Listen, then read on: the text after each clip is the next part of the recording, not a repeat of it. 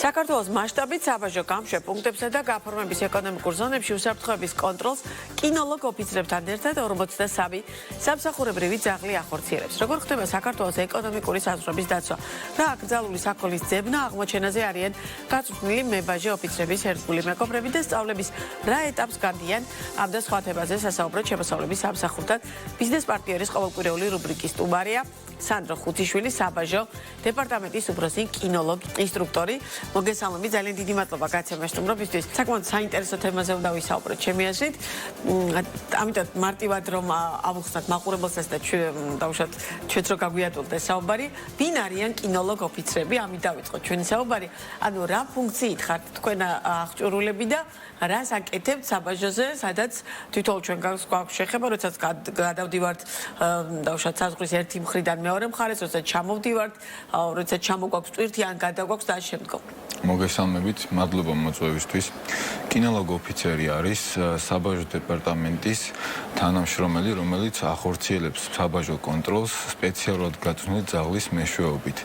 ეს ძაღლები არიან განსხვავებულები ჩვეულებრივი ძაღლებისგან, ისინი გამოირჩევიან მაღალი სამძებრო თვისებებით, მათ აქვთ განვითარებული ყნოსვითი კარგი ფუნქციები. ძირითადად მაგალითად რა ტიპის შემოწმებას ახორციელებთ და რას ნიშნავს აკრძალული ნივთიერებები და ამ მიმართულებით დავუშვათ რა უნდა გააკონტროლოს ამ ძაღლმა?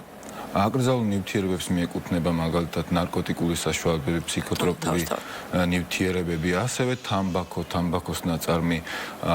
თუ ეს ნივთიერებები კონტრაბანდული გზით შემოდის, შესაბამისად ძაღლმა უნდა მოახდინოს ამის აღმოჩენა. ძაღლები სპეციალურად წინასწარ ტრენინგებს, არ ვიცი ამ დასწორი ფორმულება, წინასწარ არიან დავუშვათ გაწვრთნებს გადიან იმისთვის, რომ ამ ტიპის ნივთიერებების აღმოჩენა მარტივად შეძლონ? რა თქმა უნდა, სპეციალური ვარჯიშები გვაქვს ამისთვის განკუთვნილი და შემდეგ უკვე რეალურ და ძაღლების ალბათ სპეციალური კატეგორიაც არის, ხო? ჯიშები არის სპეციალურად, ბევრი ჯიში არსებობს, ყველა ჯიშს თავისი დანიშნულება აქვს ზოგადად, მაგრამ საქართველოში საბაჟო დეპარტამენტმა შეარჩია სპეციალური ჯიშები, რომელიც უფრო კარგად ერგება ჩვენს რეალობას. ესეთი ჯიშებია ჩვენთვის მაგალითად გერმანული ნაგაზი და ბელგიური მალინოა. კი ბატონო, და დავუშვათ რამდენი ყველა საბაჟოს ტერიტორიაზეა ანალოგიური ძაღლი? აბსოლუტურად და ყველგან მიმდინარეობს ეს პროცესი? ყველგან მიმდინარეობს 24 საათის განმავლობაში ამის კონტროლი. როგორ გახდით და რატო გახდით კინოლოგ მებაჟე ამ ნაწილში? აი რატო დაგაინტერესათ ამ სფერომ? ყოველთვის კარგად ვიყავი განწყობილი ძაღლების მიმართ, გამომდიოდა მათთან ურთიერთობა და ერთხელაც შემომთავაზეს მეცადა საკუთარი ბედი ამ პროფესიაში და მეც დავთანხმდი, მახსოვს ინსტრუქტაჟს ატარებდა ამერიკელი ინსტრუქტორი, წარმატებით გავიარე ეს სწავლება და შემირჩიეს პირველად გერმანული ნაგაზის ჯიშის ძაღლი, სახელად ლაქსი, რომელიც შემდეგ უკვე 10 წლის განმავლობაში ჩემი მეწყვილე იყო. არაერთი აღმოჩენის ავტორებიც ვიყავით. წარმატებულად ვართმევდით თავს დაკისრებულ საქმიანობას და ახლა კი ძალიან ბევრი ძაღლი ყავს, რომელიც ანალოგიურს აკეთებს და შეგვიძლია მათი მეძე ვიყოს. ანუ საკმაოდ ისეთი კარგი ფრაზა თქვით, მეწყვილეო. რეალურად თვითონ კინოლოგ მებაჟეს ყავთ თქვენი სპეციალურად შერჩეული ძაღლი თუ დავუშვათ სულ ერთია, რომელ ძაღლთან მოგიწევთ ურთიერთობა? როგორც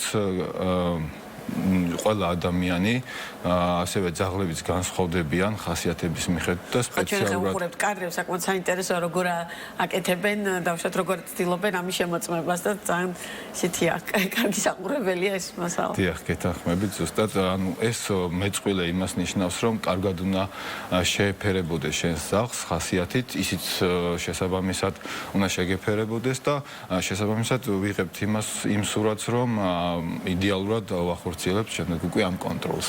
როგორ ხდება ზოგადად კადრების შერჩევა?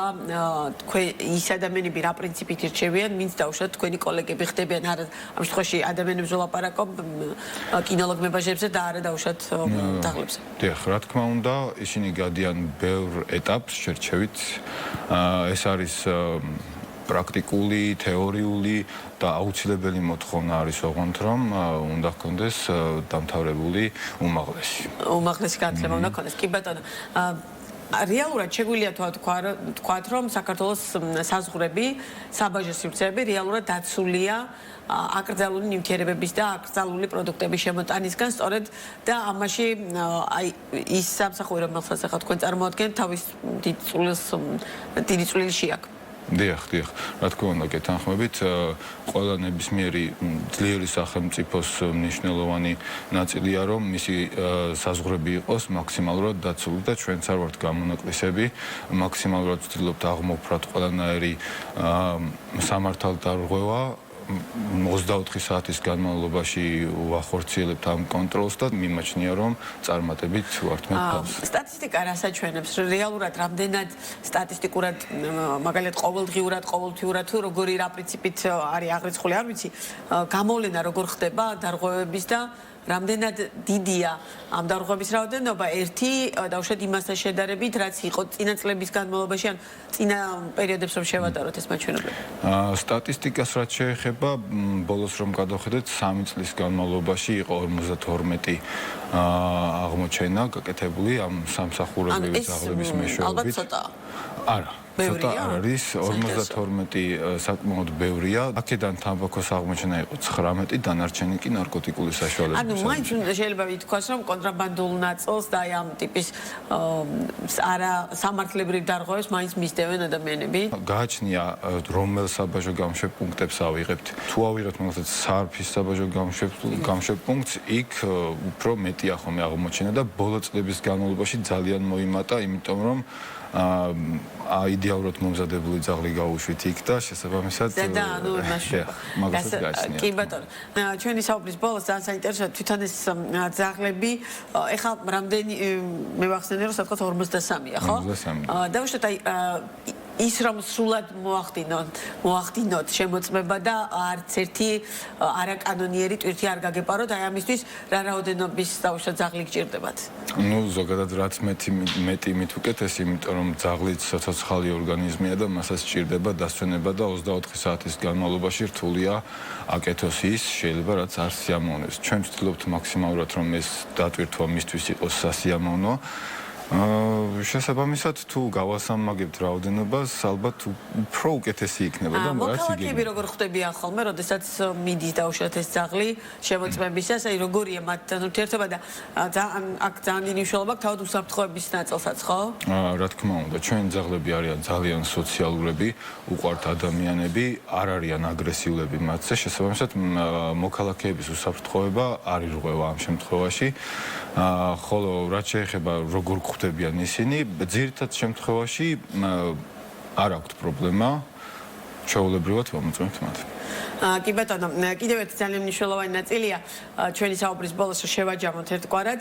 ამ სამსახურის მთავარი დანიშნულება არის რეალურად ქვეყნის ეკონომიკური საზღვრების დაცვა, ხო? და თქვენ ამ ნაწილში ზოგადად საბაჟოს ერთ-ერთი მთავარი ფუნქცია ეს არის და ამ ნაწილში ძალიან დიდი წვლილი შეტანა მოგიწევთ. აი ეს პერიოდი როგორ ვითარდება თვითონ დავუშვათ ეს სტრუქტურა და დღეს სად ვართ? შეგვიძლია თქვა, რომ ეს სტრუქტურა უკვე ისეთი მასშტაბით არის განვითარებული, რომ თამამად შეგვიძლია ვისაუბროთ საზღვრების ეკონომიკური საზღვრების რეალურ დაცვაზე. ყოველწლიურად ვცდილობთ გავზარდოთ ძაღლების რაოდენობა. თავიდან რომ დავიწყეთ, საერთოდ 10 ძაღლი გვყავდა, მაგრამ ახლა უკვე ასულები ვართ 53 ძაღლზე.